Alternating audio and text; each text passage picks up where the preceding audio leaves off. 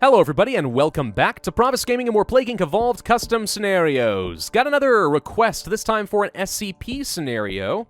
SCP-008. There it is, 4-star rating right there. SCP-008 has escaped from the SCP Containment Laboratory and needs your help to infect the world and turn them into zombies. It's just a freaking zombie scenario? Okay, well here we go. Wait, no, that's not the right one. No. Wait a minute, there's another one. Crap. I got off the wrong... Hang on. Search function, don't fail me now. There's another one. This is the one I was supposed to look for by Helvsberg. I just realized we had the wrong author. Okay. H1B, we've made it to the most popular... Oh, cool. Good for you. Source, blah, blah, blah. Why is it all purple? Okay, an extremely complex prion designed as SCP-008 has escaped containment at Site 19. Will the SCP Foundation recontain this disease? Answer no. The zombie plague is not based off of the Necroa virus. Instead, it is a complex prion of extraterrestrial origin that slowly turns humans into mindless cannibalistic outcasts. There we go. Now we're going to think outside the box a little bit. Complex prion, blah, blah, blah, blah, blah, blah. Infectiousness to make it OPI, reduce it down to 2. Transmission, not airborne or waterborne. So a bunch of balance changes, basically. Okay. Otherwise seems good. All right, this is the one I was requested to play. Let's do this one instead. So it's going to be a prion, eh? 2 prion scenarios in a row. What are the odds of that? It doesn't happen very often. And apparently SCP-008 is very popular. I've seen at least 5 or 6 of them just looking through that list. All right, catalytic switch, genetic mimic also seem to be fine. Aquacyclic remove file and transstasis. I mean, why play with it if it works? The zombie plague is a complex prion. Blah, blah, blah. The plague has contained escapement in Site 19. Can you infect the world before the Foundation recontain you? Saudi Arabia, here we go. Okay. Transmission. We start off with bodily fluid. Pathogen replicates in the bodily fluid, increasing chance of transmission through mucous membranes. By the way, we start off with a pretty hefty amount of infectivity and severity and a little bit of lethality. That's going to get interesting quickly. Fomites. We've seen this before. Saliva 1, which is apparently different from bodily fluids. Ovum carrier, the female ovum. That's gross. It's now become an STD of sorts. Droplets. Suspended and expelled liquid particles from victim. So, sneezing in the humid environments and stuff. Okay. Blood. Fine. Symptoms. We start off with coughing, sneezing, fever, paranoia, and hallucinations, and you cannot devolve any of them. So we have to start off with this much severity and lethality, whether I like it or not. That's going to be difficult for a prion, because prions are very slow to spread. Blood hypotension. Slowing of blood flow, as opposed to hypertension, caused by increased oxygen capacity in the red blood cells, increasing severity. Don't want that right now. For our abilities, we have the extraterrestrial origin. Complexity of the pathogen's DNA structure does not evolve naturally on Earth, decreases cure research speed, and increases work needed. Well, that's convenient. Genetic hardening, drug resistance, heat and cold resistance, and neural atrophy causes breakdown and concentration. Complex tasks become harder. SCP-096 has breached containment. Following containment breach of Site 19, the face of SCP-096 has been broadcast in the local media, killing redacted. The SCP Foundation has successfully recontained SCP-096. I do not remember by just their numbers which ones are which. I really don't. Is that the one where if you look at its face, it chases you until you die? Because that one's horrifying. It may not be that one. There's a lot of SCP. It's so hard to keep track of it. I will say SCP, lore is so cool in the sense that it's kind of like creepypasta. It's just one of those things that kind of has its own, culture that's constantly evolving and people are just telling stories of their own. I don't know. I like that it's sort of self-evolving in that way. All right, we're going to go for the droplets and probably some saliva and maybe also some ovum carriers. Sperm carriers also would work, droplets too. I mean, we're in Saudi Arabia, so had I started in a humid country like India, this would have been a far better start, but I did not know that that's how it was going to work. We can go for some fomites. I'll just go ahead and grab a level of each of the options. Just because when we get out of Saudi Arabia, I like to hit that ground a-running as quick as possible. We will definitely focus on some humid transmission, though. Try to get through on boats where possible. I know it's not ship transmission, but... I mean, I'm hoping to do better in the humid countries, because they tend to have a lot of ports. These islands down here, for example. All right, let's see. Could go for some blood transmission. I think I will go for... I don't want to go for any more symptoms right now. We're going to go for the blood for the poor countries and the extra fomites for the wealthy and urban, as we start to get around into Europe. All right, they have detected me already. That's sort of to be expected. We have managed to kill 77,000 people, which is a bit of a problem. because we're killing a little bit too early on here. We're going to go for the even further fomites to get through the wealthy countries as quick as we can. More blood transmission that leads to extreme hemoaerosol. Virus able to survive for a long time and blood expelled from the body, increasing infectivity by a significant margin. I like that.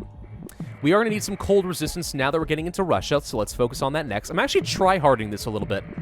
I'm just realizing this is no longer fun. I'm actually starting to like really think through how do I get the Prion to spread before we get shut down with that much lethality at the start of the game. We need drug resistance and cold resistance. That all sounds important. For transmissions, we can go for that hemoaerosol. That's not so bad. None of these give any particular transmission type, so I'm going to go for as much infectivity as possible. That's going to be the goal. If I were able to devolve anything, I would actually consider doing that at the beginning of the game, but that was not an option presented to me. Drug resistance level 2, spread even faster if and you please. We're starting to see some of these ports shut down, which is a little concerning. I don't really want to go for any symptoms still. Dementia, I mean, yeah. Sperm carrier, saliva's level 1 and 2. Okay, we're going to go for everything. As much infectivity as we possibly can get. We got into Madagascar, that's good. Missing out on the Caribbean, the Philippines, and Greenland. Okay, that's not too bad if we can get around. There's the Philippines. And we're not in the Caribbean. So Cuba and Greenland. Those are the big ones that we're waiting for right now. Symptoms are kind of happening on their own whether I like it or not. I kind of think we might as well like sit back and just let the DNA stock up so that once we get into those countries, we're going to feel comfortable, you know, moving forward as quickly as possible. So we are just waiting for that. There we go. That's Greenland. Okay, I think Peru is the only country missing. We could... Nope, that's it. All right, done. Let's move on with the symptoms. We have metabolism. There we go. Metabolism suppression. Slow down the metabolism rate to dangerously low levels in humans. Blood hyperviscosity. Pathogen thickens blood and infected, resulted in a negligible blood flow. Not negligible. It would be extra... I mean, if it's hyperviscous... No, wait.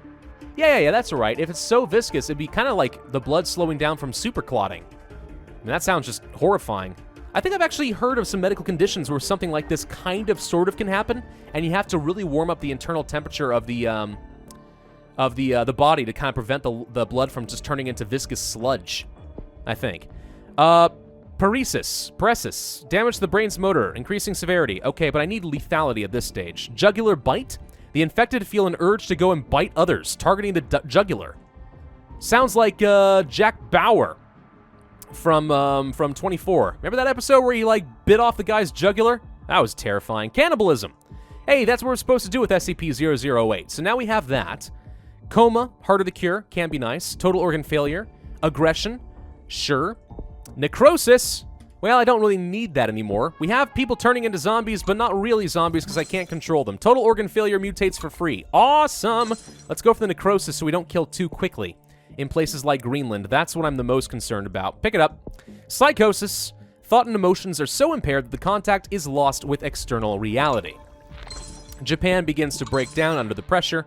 No surprise there. We have total brain death, of course, which is incredibly lethal. Irreversible loss of brain function. Psychosis. This is one of the more tame, I think, SCP scenarios that I have done. Not to say that it's bad in any way. Quite the opposite. I think it's actually pretty good, but it's less of, like, creepypasta, you know, we're just gonna read off all the horrible, terrifying things that this SCP does. And it's more like an actual, proper, well-thought-out, balanced scenario. Which is shocking to me. We're making a ton of DNA, by the way.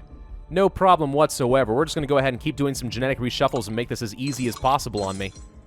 As much score as I am able to get. We're down to 29% cure progress. If I can get to 57%, or 57 DNA, that would be a hard one to reshuffle. I'm not sure we're going to get to it, but we're getting dang close. I think we're going to run out of steam right about now, though. Yeah, right about now. The blue bubbles got me dang close to it, though. Honestly, if we can slow down for just a minute and let one more cure plane go by. No, we're not going to get that lucky.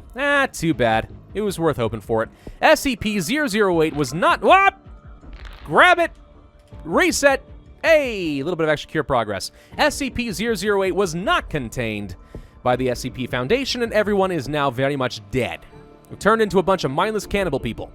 So, 438 days, 26% cure progress, 56,800 points, 2 stars, kind of meh for a prion, but otherwise not all that bad. Yeah, I mean, this scenario really has nothing wrong with it. It's well written. I didn't really even detect any grammatical mistakes. It's actually surprisingly well balanced. I thought it would be a little bit harder considering we did start with some lethality, but it worked out pretty darn well, I think. And overall, the theme fits. Everything is kind of ramping up in severity and lethality at a pretty consistent rate. Overall, yeah, it's just a good scenario. It's just solid. There's really not a thing wrong with it. I like it. Thank you for suggesting that one. SCP-008, man, I am surprised that it is as popular as it is, but hey, this one appears to be a winner and stands out from the crowd. Thank you all very much for watching. I do hope you enjoyed. If so, then be sure to hit that like button, leave a comment, and subscribe, hit that notify bell, and I will see you guys next time.